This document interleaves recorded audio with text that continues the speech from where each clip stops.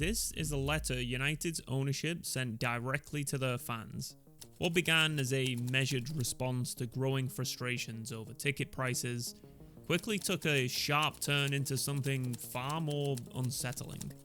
The sobering reality that United have racked up £300 million in losses over the past 3 years. It was a glaring omission, one that has left the club in an unsustainable position under PSR rules. And now more major shakeups seem inevitable as the club scrambles to steady the ship.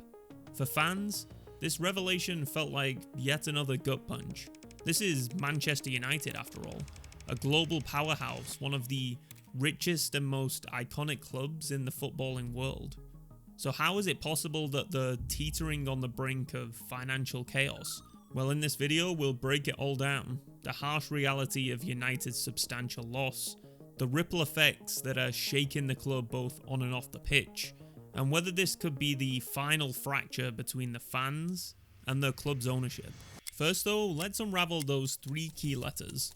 In the simplest terms, PSR is designed to keep clubs living within their means, safeguarding them from financial ruin. In recent years, the Premier League has been tightening the reins on clubs that don't meet the mark. With stakes this high, it's no wonder senior executives are ringing the alarm bells. As United teeters on a precarious financial tightrope, everyone is asking, how did they fall into a £300 million black hole? Well, their downfall can be traced back to 3 key areas. The first is captured perfectly by this graph right here. United's financial statements paint a grim picture, one where the pandemic hit them like a wrecking ball. With Old Trafford empty, the club was disproportionately affected by the collapse of matchday revenue. And yet, United weren't alone in facing these challenges by any means. Clubs worldwide suffered the same way. There must be other contributing factors. Well, there is, and it's right here. Participation in the Champions League is a financial goldmine, offering increased broadcast revenues, lucrative sponsorship deals, and a substantial prize pool for deep runs. However, with just 1 quarter-final appearance and multiple early exits over the past decade, United's earnings from Europe's elite competition have all but dried up. Living a Champions League lifestyle on a Europa League income was bound to catch up with them in the long term. Yet somehow the spending has continued. So how exactly have they managed that? Well, imagine you're trying to renovate your house, but instead of paying up front for materials, you put everything on one of these. As time goes on, you realise half the renovations were poorly done, they don't add any value, and yet you're still on the hook for this full bill. That's United's transfer policy in a nutshell. Over the last decade, the club have poured an eye-watering amount into player signings. Yet many of these investments just haven't worked out, and even fewer have generated any meaningful resale value. The real problem right now? Too many of these deals are still locked on the books. 390 million in fact, with half of that due within the next 12 months. It's not just about making bad decisions, it's about making bad decisions on credit. And with PSR regulations tightening the financial leash, these unpaid installments represent a ticking time bomb for United's financial stability. And then we have the elephant in the room. If United was the house, the Glazers would be the dodgy parents who've been spending the last 2 decades raiding the piggy bank. Since taking over in 2005, they've siphoned off huge amounts of dividends, while leaving the club's facilities, infrastructure and youth development to fall into disrepair.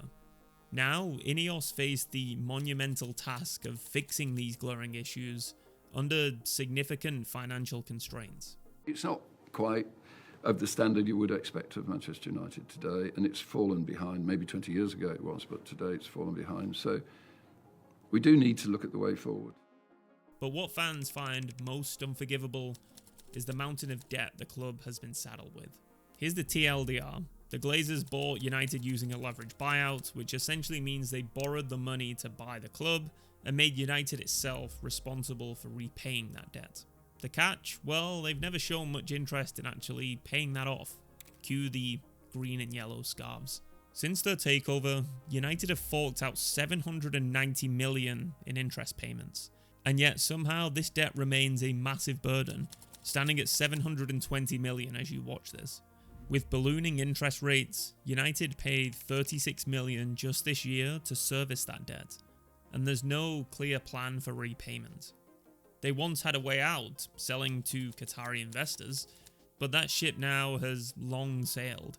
The club's finances are teetering like a house of cards, threatening to collapse at any moment. But hang on a minute, how did United sign all these new players in the summer? Was that Sir Jim's money finally coming into play? Well, no. They put it on credit. They've got a few years to pay it back, but here's the kicker, they'll be racking up even more interest along the way. And so the bad news for United fans, it looks like Sir Jim might already be falling into the same short-sighted habits that have haunted the club for years. So is breaching PSR an imminent threat for United? Absolutely. And is this mess a direct result of their ownership decisions? Absolutely. Is the crisis now seeping onto the pitch? Well, it certainly looks that way. The club is shackled in the transfer market, while spending enough on player wages each year to buy 60 million beers at Old Trafford. Yet, the latest announcement confirms what many feared, a desperate scramble to cut costs and balance the books. And the craziest part of all, we haven't even touched on Ruben Amorim, who's now stuck in the middle of this unfolding disaster. With no financial levers to pull, the board have taken the axe off the pitch. One of the levers that you can pull at, would seem, is the 25% revenue generator or 20% revenue generator, which is the ticketing prices. 66 quid for a kid to come and watch United play it's preposterous, and it's the same for the older age category as well. It's just not right ethically. It's the fans and the staff who are bearing the brunt of these decisions, and they're rightfully demanding solutions rather than empty statements as the club tries to claw its way out of this mess. United stands at a critical crossroads.